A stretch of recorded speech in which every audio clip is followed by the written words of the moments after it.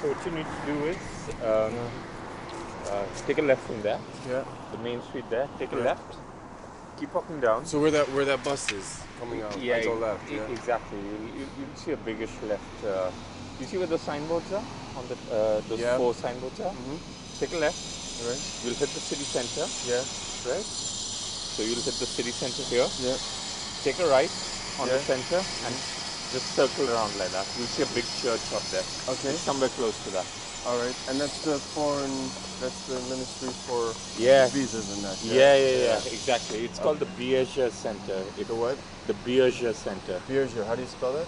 Bierger. B-I-E-R. Okay. So if you ask somebody generally close to the city center, they'll definitely tell you where it is. All right. Thanks very much.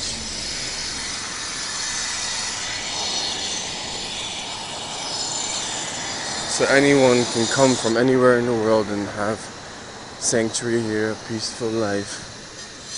But not me. What is this, my 17th country now? Everybody knows what's going on. For me to go into countries that I've never even been before and be fucking terrorized. Oh, can we hear more sirens?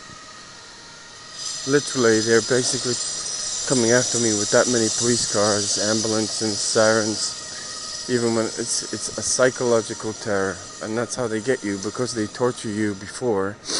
They obviously think you have psychological wounds, and then they terrorize you, sleep deprivation, and they are doing it on the streets of Canada and EU everywhere. And so obviously, I'm walking around and there's people here, yeah, there's cars, there's buses, and there's terror happening everywhere.